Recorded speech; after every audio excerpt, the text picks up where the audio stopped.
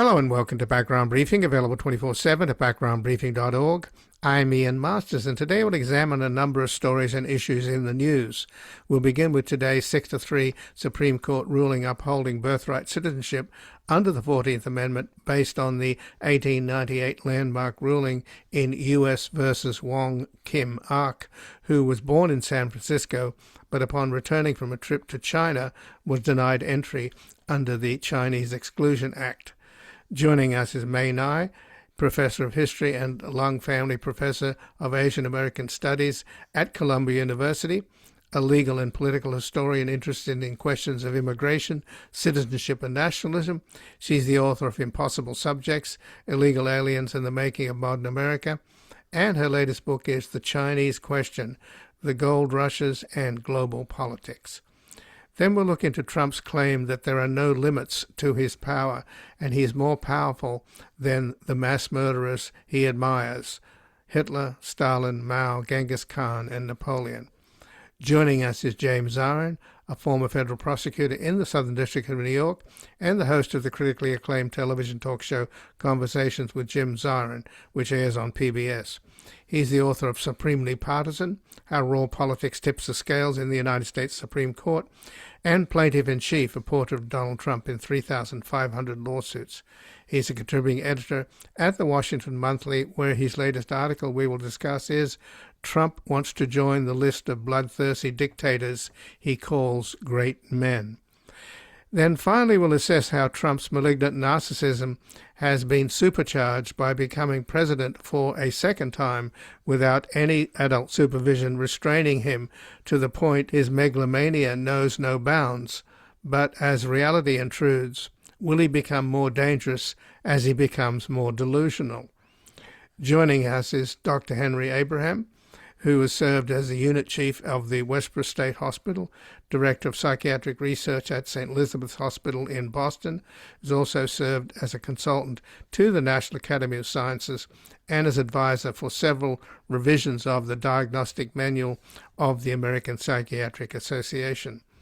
A member of Physicians for Social Responsibility and the International Physicians for the Prevention of Nuclear War. He shares in the award of the Nobel Peace Prize and is a signatory to an open letter from leading mental health professionals, a statement of medical concern about the President of the United States.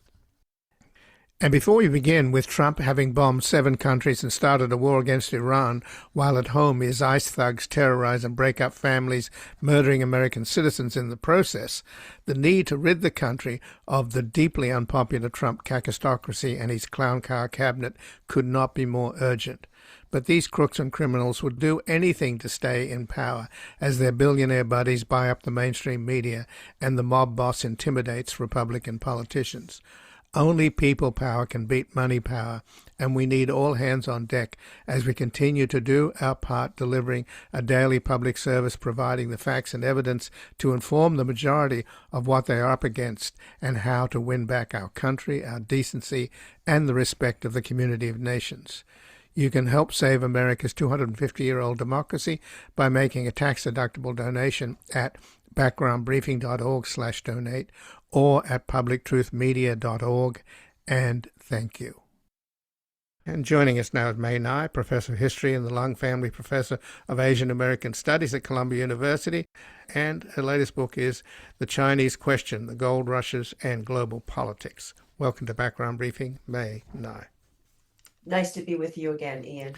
Well, thanks for joining us. And today, this 6-3 ruling came down from the Supreme Court upholding birthright citizenship under the 14th Amendment based on the 1898 landmark ruling in U.S. versus Wong Kim Ark, who was born in San Francisco but upon returning from a trip to China was denied entry under the Chinese Exclusion Act. And you're an historian of American immigration law, and the one thing that seems to be the through line here is cruelty over compassion. And now we have a head of DHS, former Senator Mark Wayne Mullen, who proudly is telling us how he did a happy dance when Iran lost in the World Cup, and this is the team that he keeps preventing from staying in the United States. They have to go back to Mexico and come over here to play games. I mean, how stupid is that, May, to insult a whole nation in terms of the Iranian soccer team? They're not the same as those dreadful government, those murdering mullahs. You would think that somebody would understand that what's happening with all these nations coming to the United States in playing this sport, showing this incredible diversity and multiculturalism, that this would be something to celebrate, not to insult your guests. I know this is not exactly what I was planning on talking with you about, but I feel I have to get it off my chest. Well, this administration is no stranger to hating the rest of the world. So it's not surprising at all that they would insult and try to exclude, national teams during the World Cup. It's just another incident in their long playbook. So one of the stories that you've uncovered or you have caught my attention was this. I guess he was one of the in the 1950s was the head of immigration and naturalization, General Joseph Swing. So tell us about him. In other words, we saw what happened in Minneapolis. We saw American citizens gunned down, murdered mercilessly in the streets of Minneapolis. But that's not necessarily an aberration, because this general seemed to take pleasure in rounding up what he called wetbacks and sending them back to perish in the deserts of northern Mexico. President Trump is very fond of citing General Swing for his so-called Operation Wetback, which summarily deported over 1 million, mostly Mexican farm workers in the border area in the mid-1950s. And so Trump has cited him as a precedent for mass deportations.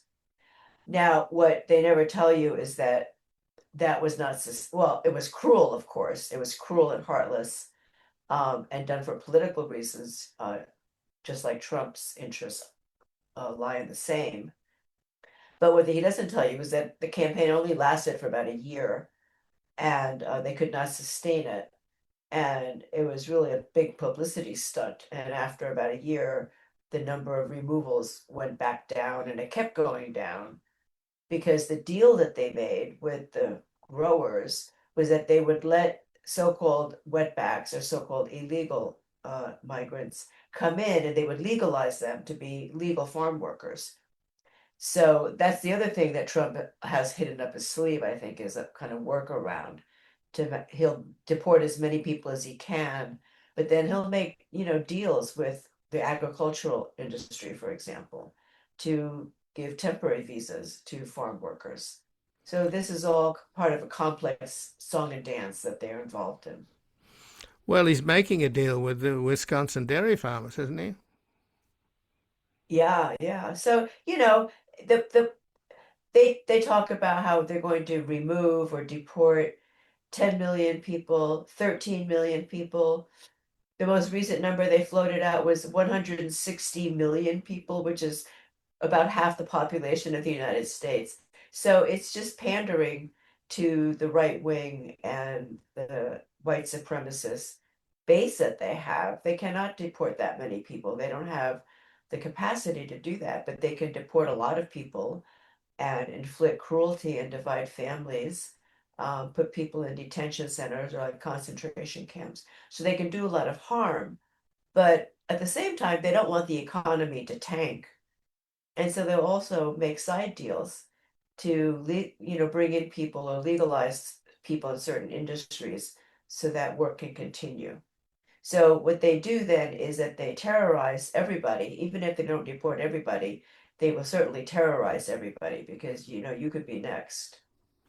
So do you think that Trump and Stephen Miller, the Dark Whisperer, they sort of share this cruelty? They both celebrate it? In other words, it's not just Miller whispering dark thoughts in Trump's ear. Trump's predisposed to this kind of cruelty? Because some time back I spoke with Miles Taylor, who was the chief of staff to the first head of Homeland Security in Trump's first term, Kirstjen Nielsen, and he was in on these meetings in the Oval Office when Trump talked about putting razor blades on the tops of the wall so that the Mexicans would cut their hands, and asking his chief of staff, General Kelly, to have the Marines shoot pregnant Mexican women in the legs when they tried to cross the Rio Grande. Well, we've known that Trump is a racist. He's been a racist for, for his entire adult life and political career. It goes way, way back, and he's unabashed about it. And he's just gotten more and more cruel in his rhetoric and his actions, his proposals. So this is no accident. And he's found a compadre in Stephen Miller, who is also a diehard white supremacist. And Miller's agenda is to get rid of all the immigrants in the United States, especially the people of color. So they must be feeling upset today about the Supreme Court decision on birthright citizenship. Well, of course, yes. Yeah, well, it's a very important decision. It's extremely important because it puts a brake on this war against immigrants that they have been unfolding, and that the Supreme Court has, for the most part, upheld all the attacks on immigrants. So it puts a brake on that, and it's very important because it upholds, as a matter of constitutional principle, that all persons born in the United States are citizens of the United States. And that is very, very important. Well, but you still got three of them, right? Alito, Thomas, and Gorsuch. Yeah. They voted with Kavanaugh Trump. was like, right. And Kavanaugh voted with the majority because he said the executive order, Trump's executive order canceling birthright citizenship, violated the statute on citizenship. But he said it was not a violation of the Constitution. So he left the door open, and he called on Congress, actually. He said Congress can pass a law that would prohibit birthright citizenship to the children of undocumented migrants and temporary visitors without violating the 14th Amendment. So this is their next step, is to try to use legislation to accomplish what they could not accomplish today. So Kavanaugh basically showed them the roadmap. That Yeah, the and House, Alito, right? Alito did also, yes. right? So Mikey Johnson has been told how he can. Fortunately, he doesn't have much of a majority, but the executive. Yeah, I don't think it can. I was going to say, Yeah, I don't think it can pass. Yeah. Right, but the executive order was worth noting that Trump's effort to ban birthright citizenship, that was the first thing he did on the first day in office in this second That's term. right. That's right. That's right. The very first thing. Very first thing. And Trump is very fond of executive orders because it means he doesn't have to get involved in legislation, right? Which is messy. It involves compromise and negotiation. It's a long game. He wants to just issue rulings by fiat. And now if they're going to have to go back to the Congress to try to get this done, I think he's got more sympathy there than, say, 25, 30 years ago. I mean, this is a long-standing effort by right-wingers in the Congress to introduce bills canceling birthright citizenship for undocumented migrants' children. This is not new. This was spearheaded by John Eastman, who we know from January 6th shenanigans, right? So it's always been considered a lunatic fringe and a crazy idea. It has never gotten anywhere in the House. Maybe they could eke out something in the House this time. It's like a different landscape, but I don't think it could ever pass the Senate. So I don't think we're going to see that happen. But the loony right has moved right into the Oval Office, right? Exactly.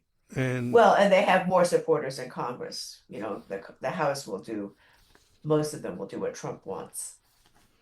but do you think that Trump's overt racism, and I mentioned Mark Van Mullen's attacks on the Iranian soccer team during the World Cup.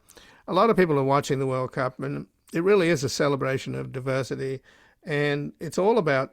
I mean, the one of the stars of the American soccer team is somebody that was born here. He's a beneficiary of birthright citizenship. His That's mother right. was pregnant. She's about to go back to Nigeria, and then she was too pregnant to fly. And he gets born here. And had this decision gone the other way, he would be deported, right? Well, no, it's not retroactive, Oh, but it's not retroactive. Okay, potentially, yes. right. But I mean, I'm saying that what we're witnessing here, a lot of the people we're watching in these soccer games are immigrants, Of and course. and even most of the American team looks like sons of immigrants, Exactly. and yet why are these people still? I mean, do you think that that the country's turning away from the kind of celebration of hatred that accompanied Trump and MAGA? Uh, is it Well, possible that they've Ian, just gone too far, killing people in the streets of Minneapolis? Stuff. well, they have certainly gone too far. But let me say this, it was never a majority of people who believed all this racist stuff. MAGA was always a minority, a very vocal one, and a very motivated one. And Trump's approvals have gone down even among, his supporters. So the majority of Americans do not subscribe to this outright racism. The majority of Americans actually think immigration is a good thing. But you wouldn't know that with all the noise that comes out of the White House and the MAGA rallies and etc. But I do think you have a point, Ian. I think Trump has gone too far. And it's just all around incompetence. The reflecting pool debacle is a perfect metaphor for his entire administration. Incompetent, grift, disregard for the public. It's just he's just too much, and he doesn't have the support that he did a year ago, 2 years ago. So we'll see what happens in November. But here's the thing. Here's the thing that's important to note. Why do they hate birthright citizenship so much? It's all about voting. In my view, if you're a citizen, you have the right to vote, and you have the right to hold office, and you have the right not to be banished from the country. So all the things that they have done and are still trying to do of getting rid of immigrants, especially brown people, all of that is undermined by birthright citizenship, right? They can remove all these people, but if their children are citizens, they can vote. And that is the number that they have seen, the writing on the wall for several decades, really. And the whole aim of much of this, is on two levels. At one level, it's just crass racism. They just hate people of color. They think this is a white man's country, and it's also a man's country.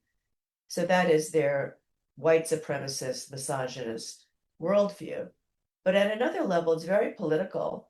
They don't want voters, Hispanics are now nearly 20% of the population, and half of them are citizens. Half. And their children, even those born to citizens, as well as children born to undocumented immigrants, they are citizens. And so this is the demographic tidal wave that they're trying to stop through both deportations and through canceling birthright citizenship.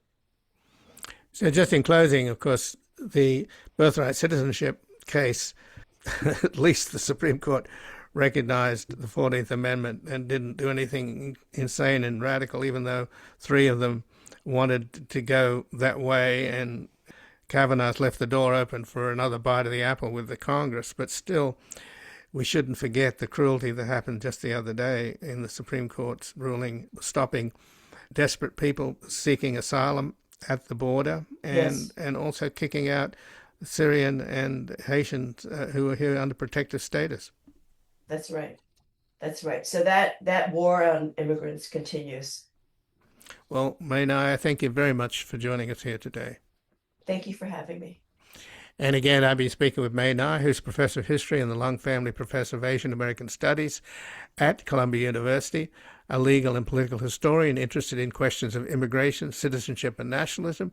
She's the author of Impossible Subjects, Illegal Aliens and the Making of Modern America. And her latest book is The Chinese Question, The Gold Rushes and Global Politics. We're going to take a brief station break. We're back looking into Trump's claim that there are no limits to his power and that he's more powerful than the mass murderers he admires, Hitler, Stalin, Mao, Genghis Khan, and Napoleon.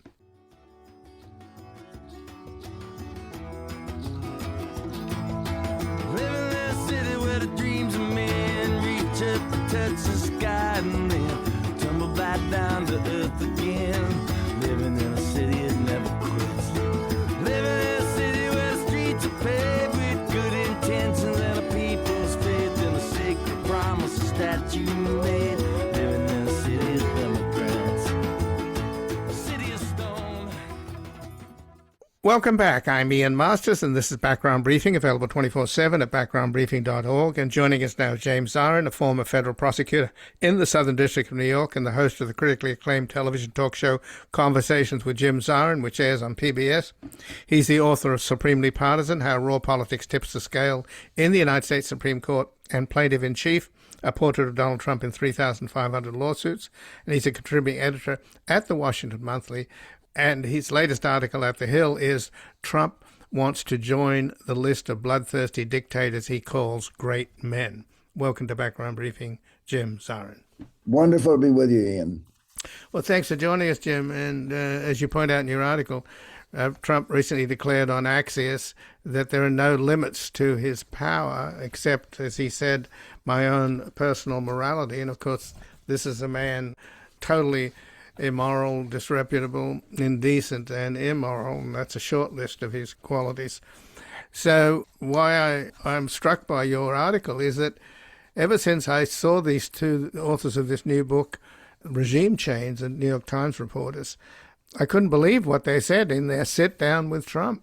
The only time they got to interview him, they sit down to interview him, and he pulls out this piece of paper and says it's from a highly regarded historian who turns out to be the golfer Gary Player's caddy, and he lists all of these bloodthirsty dictators, and he's the most powerful man in history and in this pantheon of mass murderers. And you've obviously been struck by it too.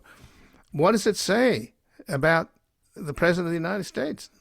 I think he's totally delusional. I was absolutely astonished that any president of the United States would compare himself to Attila the Hun or Adolf Hitler or Joseph Stalin or Genghis Khan, who murdered millions of people.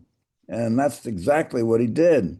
It was the only thing that came to my mind was Shakespeare's sonnet, "Shall I compare thee to a summer's day? Shall I compare thee to a bloodthirsty murderer?"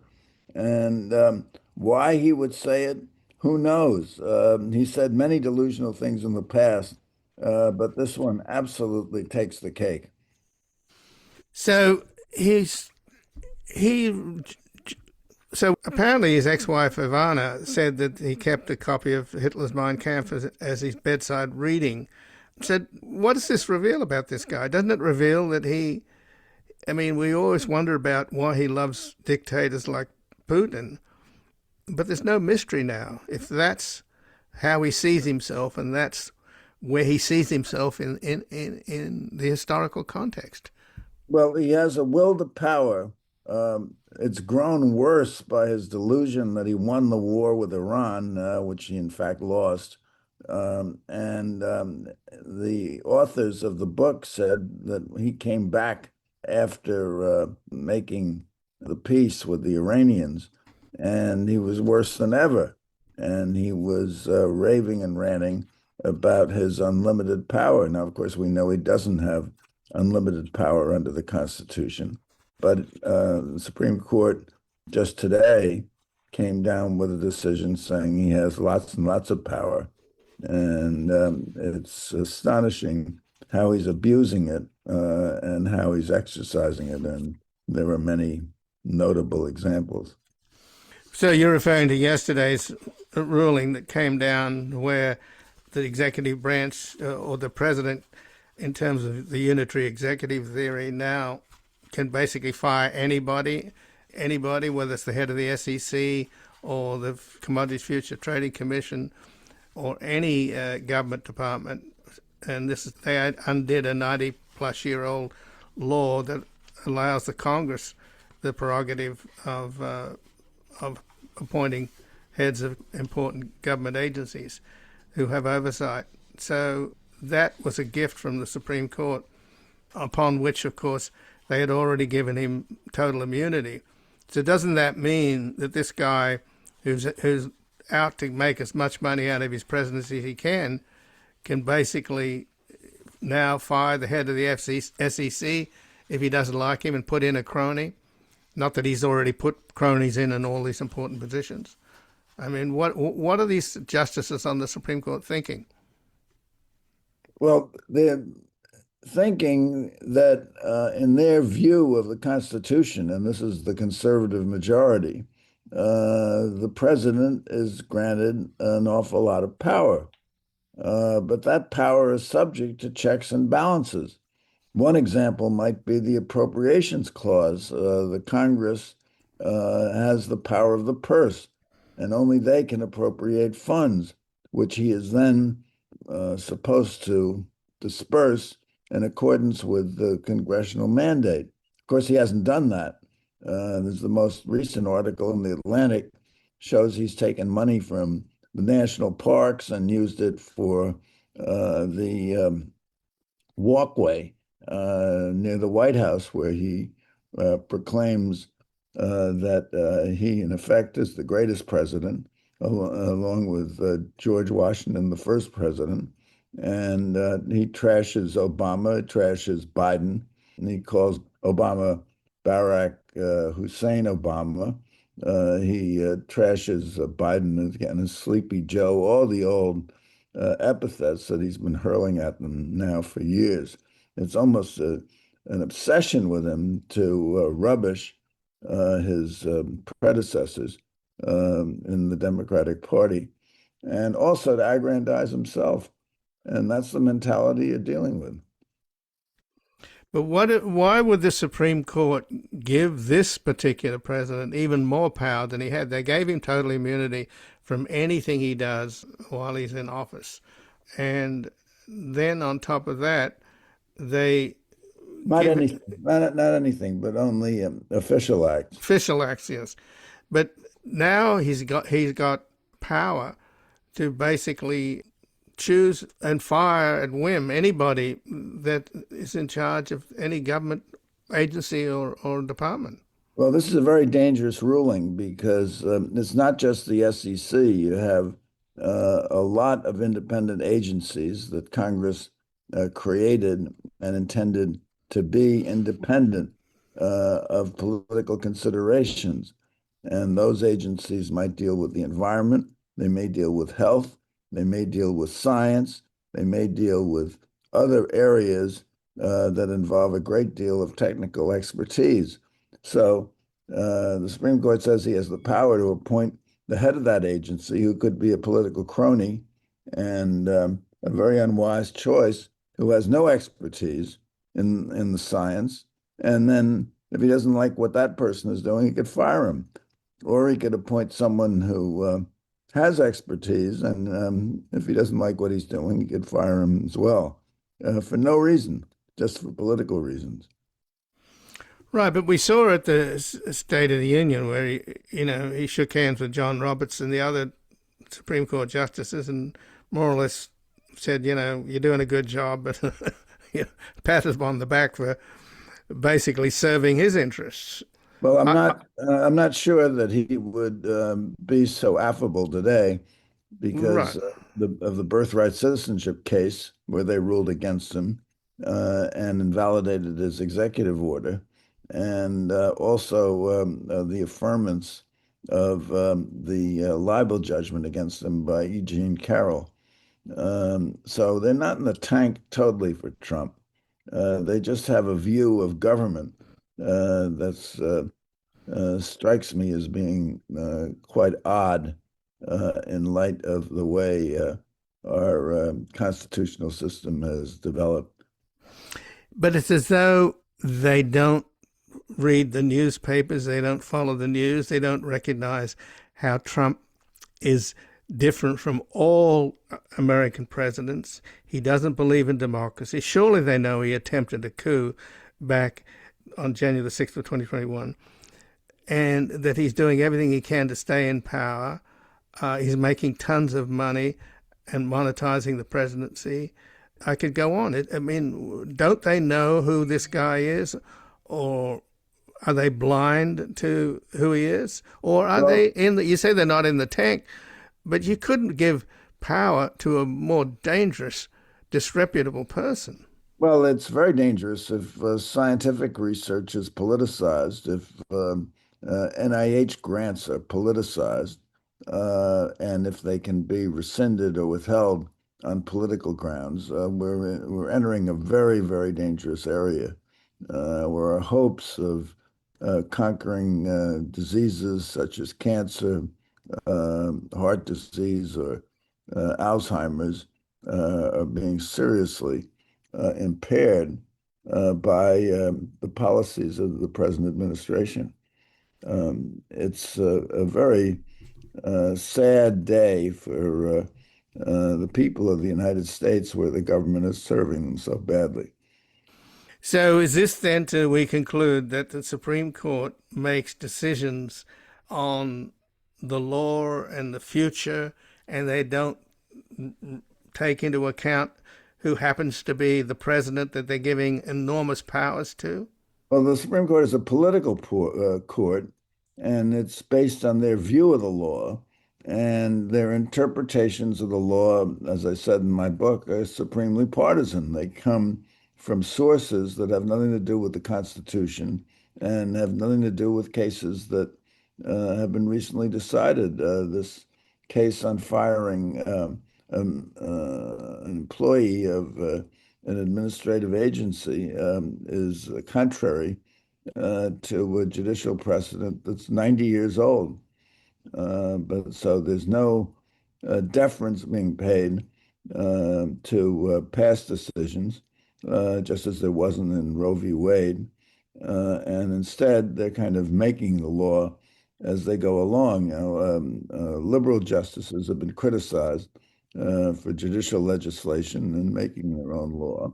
Roosevelt criticized conservative justices for judicial legislation. But you're watching judicial legislation in front of you, but never before has there been such a judicial healing benediction for outsized executive power exhibited by the President of the United States.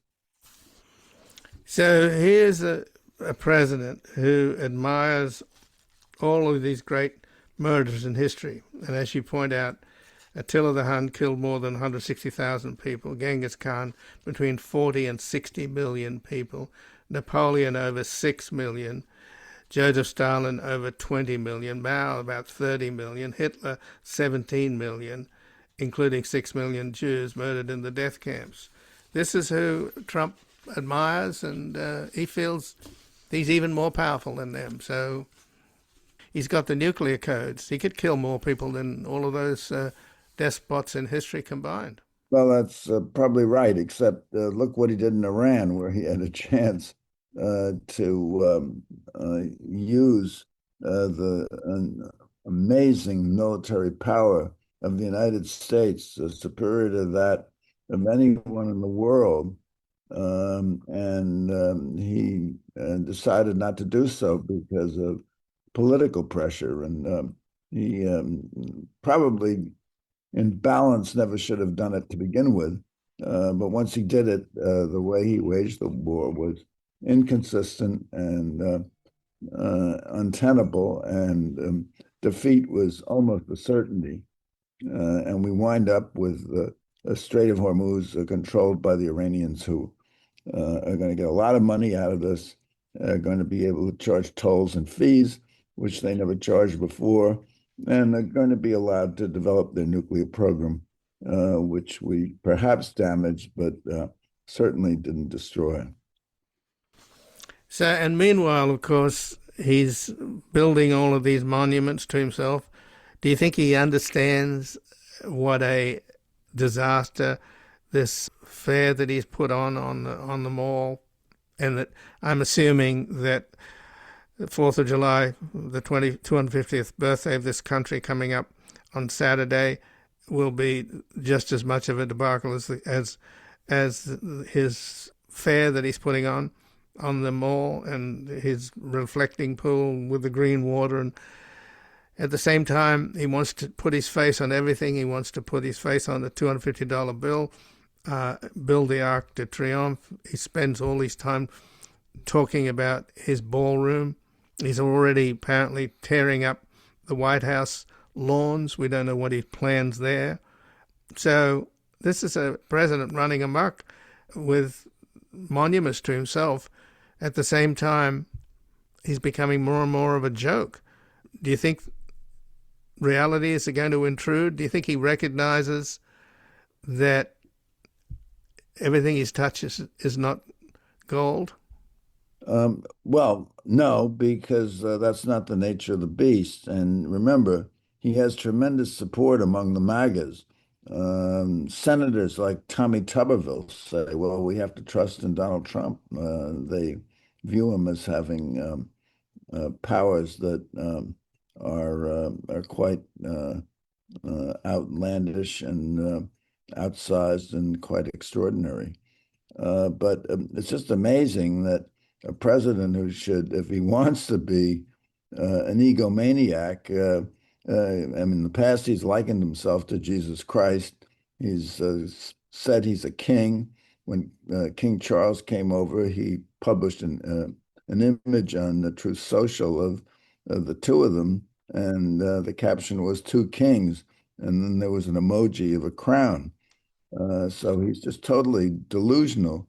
And instead of likening himself to someone who said, "Love thy neighbor," and someone said, "Blessed are the meek," he's instead analogizing himself to cold, brutal, determined criminal killers in history. Well, Jim Zirin, I thank you very much for joining us here today. Well, it's a very solemn day, I think, for the United States because of these developments. Indeed. And again, I've been speaking with James Zirin, a former federal prosecutor in the Southern District of New York and the host of the critically acclaimed television talk show Conversations with Jim Zirin, which airs on PBS. He's the author of Supremely Partisan, How Raw Politics Tips the Scale in the United States Supreme Court, and Plaintiff-in-Chief, a portrait of Donald Trump in 3,500 lawsuits. And he's a contributing editor at the Washington Monthly, and he has an article at The Hill, Trump Wants to Join the List of Bloodthirsty Dictators He Calls Great Men. We're going to take a brief station break. We're back with an assessment of how Trump's malignant narcissism has been supercharged by becoming president for a second time without any adult supervision restraining him, to the point his megalomania knows no bounds. But as reality intrudes, will he become more dangerous as he becomes more delusional? I rode a tank, held a generous rank when the blitzkrieg raged and the bodies stank. Pleased to meet you.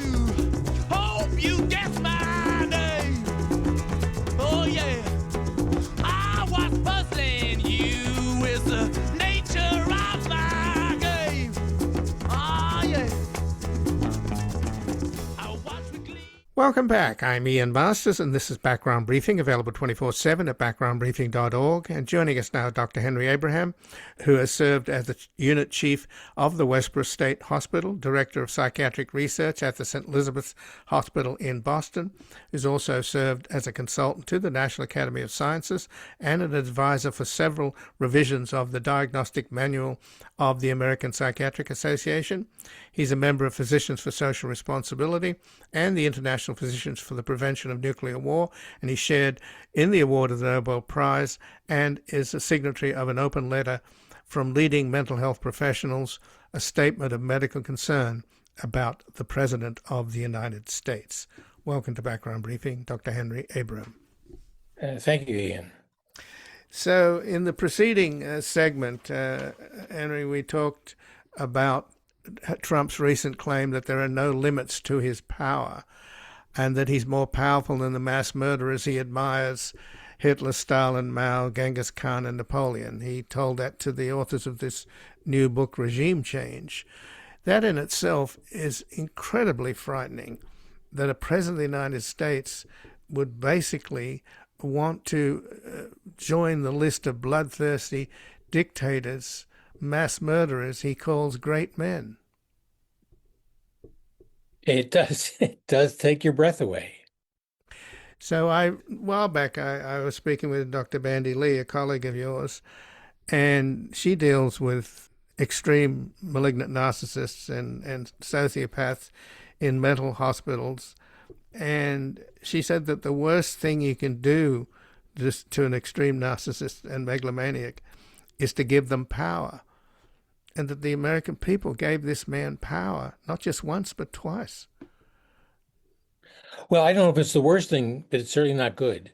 The extraordinary ability in which he essentially took advantage of and turned into opportunity a string of personal, financial, moral, and political failures is a bit breathtaking. I think it's if he has any claim to fame, it's that. What a reversal of fortune to be lying in the dark alleys about Stormy Daniels and slipping her money and all this terrible stuff of great moral failure, and to parlay himself into a victim and deny that he had lost the election in 2020, and to parlay that into another term of presidency is truly amazing. But it goes back to Abraham Lincoln's basic idea that you could fool all of the people some of the time and some of the people all of the time, but you can't fool all of the people all of the time. And I think that's where we are in Trump's point in evolutionary history. I think people are beginning to not be fooled all of the time. Well, you have to admit, though, Henry, that it's pretty amazing that this guy, through sheer willpower, can rewrite history and re-engineer reality by getting so many people in this country convinced that he won an election that he lost, and also that millions of illegals vote regularly, and therefore you have to pass the Save America Act, which of course is a voter suppression act designed to disenfranchise Democrats. So that's his main focus at the moment, and we should all be focusing on it. So when you say that maybe people are waking up finally, this guy has amazing willpower, and he's managed to convince people, a lot of people in this country, on two big lies: one, that he won the 2020 election, and two, that somehow elections are rigged and millions of illegals vote in this country. Well, they're certainly, on the surface, they appear to be lies. They could also be delusions. I tend to opt for the latter explanation. He's stuck to this 2020 so-called lie day in and day out, and it does have all, it fills the diagnostic criteria for a delusion. That is, any fixed false belief that is clung to over an extended period of time in the face of overwhelming contradictory evidence. That's a delusion. And so is it just a lie? He lies with fluidity, but this is not a fluid lie. This is a stable lie that has elements of delusion about it. Now, is it a lie? It could be. Is it a delusion? Well, it could be. Each one of those offers a very different diagnostic handle on what's going on here. And unfortunately, we're not in a position to come to firm diagnoses because he hasn't really laid all the cards on the table. He's just laid, 10,000 of them on the table by sticking his face in front of every camera on Earth. But uh, what is to be done? I think that's the real question, and certainly that he lost the 2020 election, or that there are tens of thousands of illegal people voting. That can be disproven and rebutted, and it's not so easy to do that. There was a recent survey by the CBS YouGov people who talked about the SAVE Act, which I consider to be the Save Donald Trump's Behind Act. That's what it is, because what he's trying to do is to suppress vote. And let me amend what you said. It's not simply trying to suppress the Democratic vote. It's designed to suppress black votes and women's votes. It's it's Trump's contribution to Sharia law that women shouldn't be voting. uh, because the SAVE Act would make it doubly hard for women to vote if they were married, because then they would have to prove that their birth certificate was one name and their marriage certificate was another. They'd be spending all their time in City Hall trying to get documentation just to vote.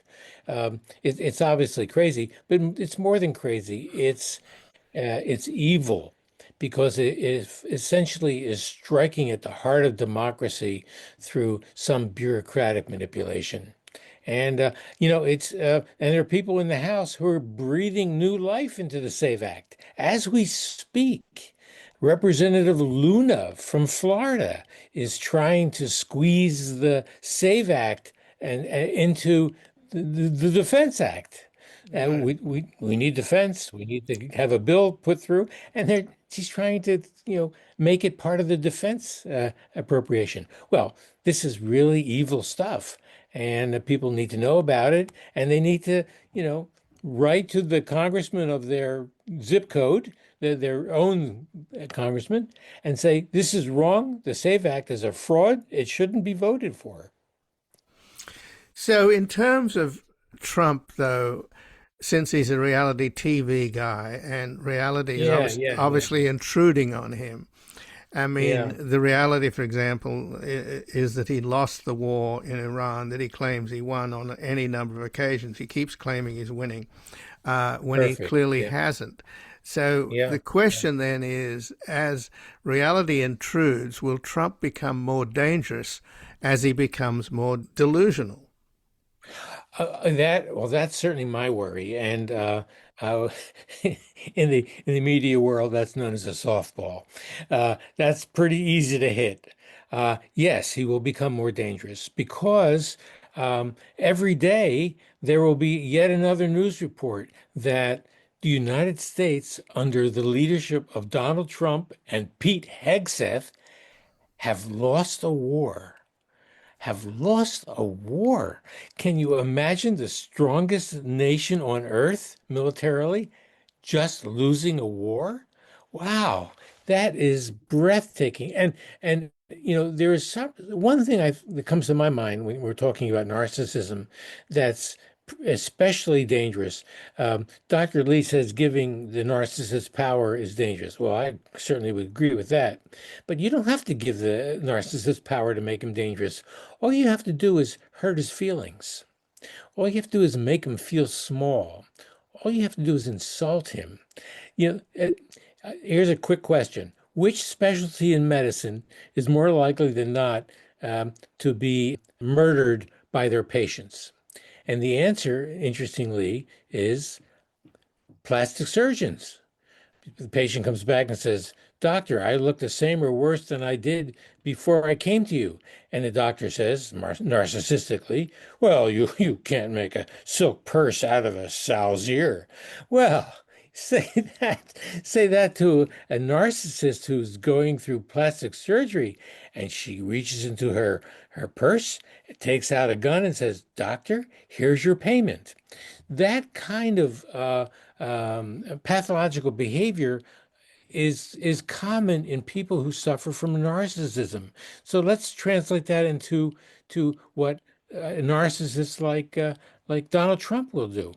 Every day he's going to be told that he's a loser, and it's the last thing in the world he wants. So how is he going to prove that he's not a loser? Well, he's going to be a winner. How can he be a winner? Well, he can use a nuclear weapon. That will win.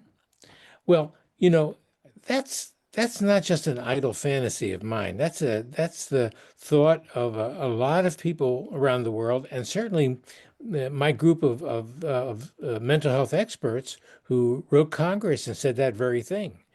This is a dangerous, dangerous time for a narcissist to be told every day that he's a loser. Right, and all of those mass murderers that he admires, like Hitler, Genghis Khan, Napoleon, Stalin, Mao, etc., who murdered hundreds of millions of people, Right. He has the ability to kill half the planet, right? Absolutely. Oh, well, starting with half the planet. Whatever. I mean, we're talking about billions. We're talking about an omnicidal force here. This would be the greatest catastrophe. A general nuclear war would be the greatest catastrophe in the history of humanity, period. So he would be in the pantheon, not that there'd be anybody around to look at the historical record. These mass murders he admired killed hundreds of millions. He kills billions. So, Donald, congratulations. Well,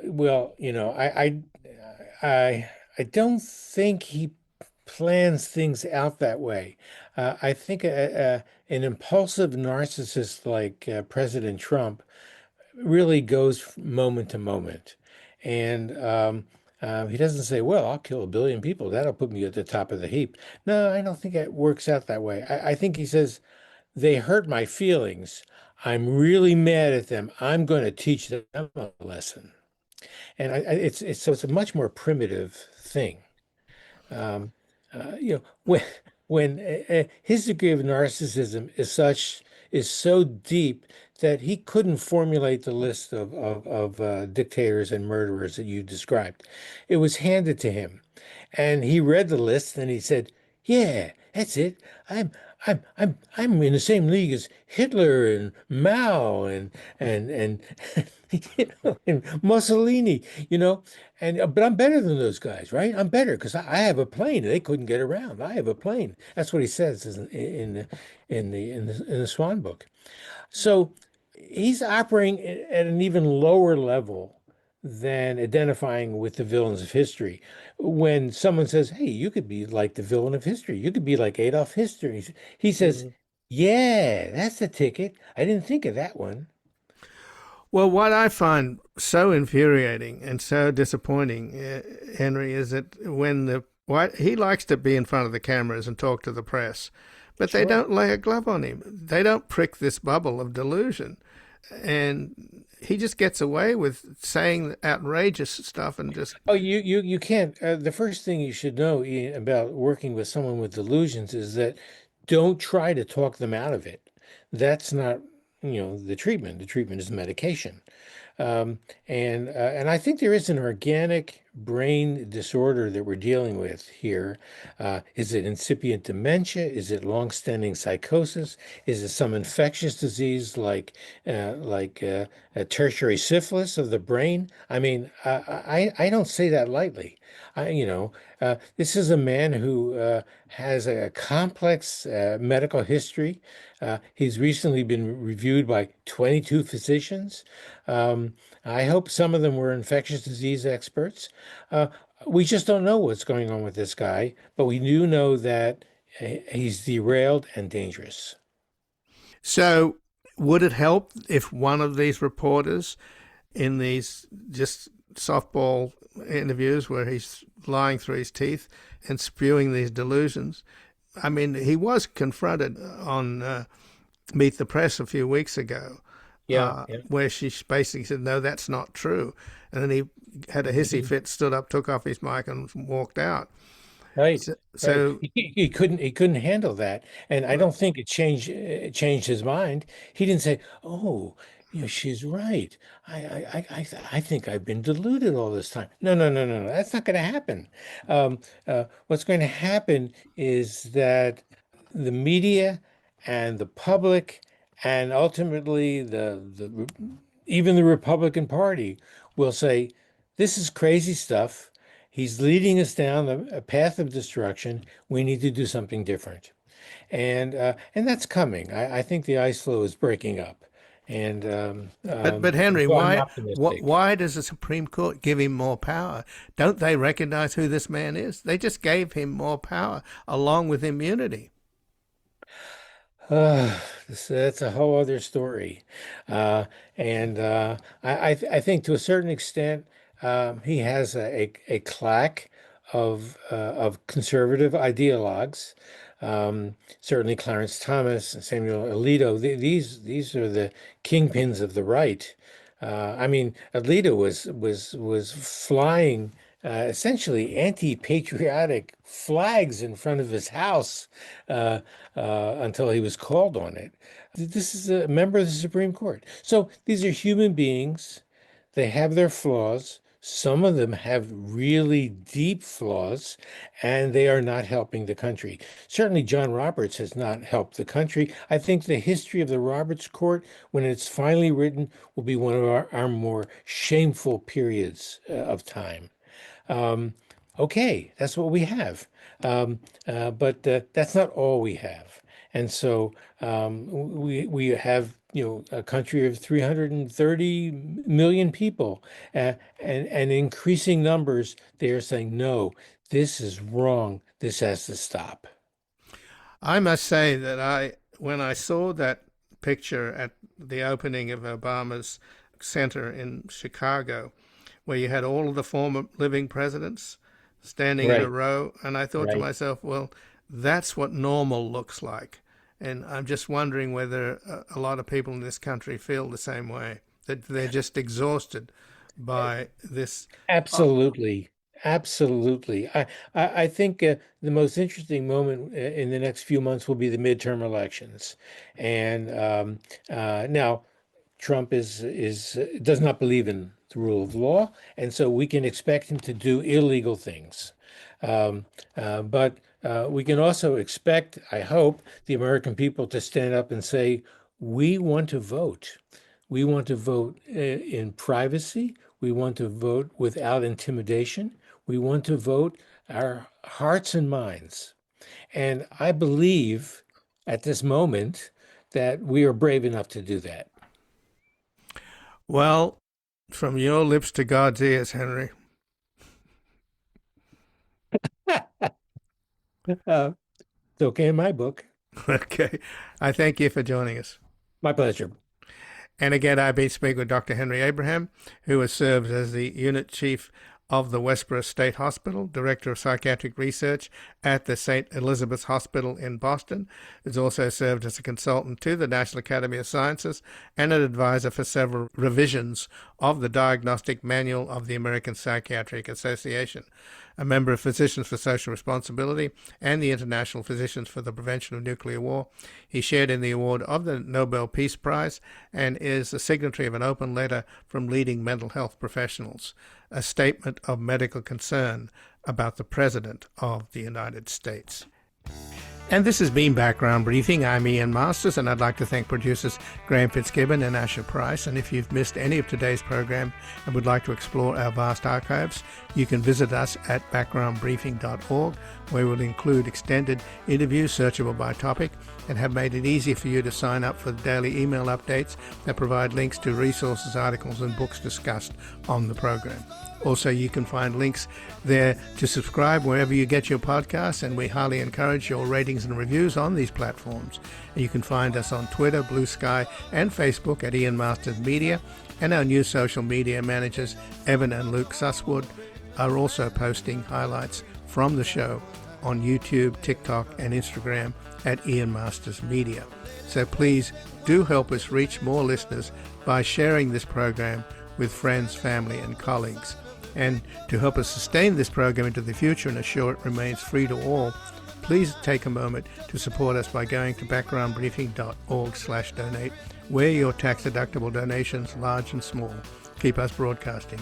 And I'll be back again tomorrow with another Background Briefing at backgroundbriefing.org. Bye for now.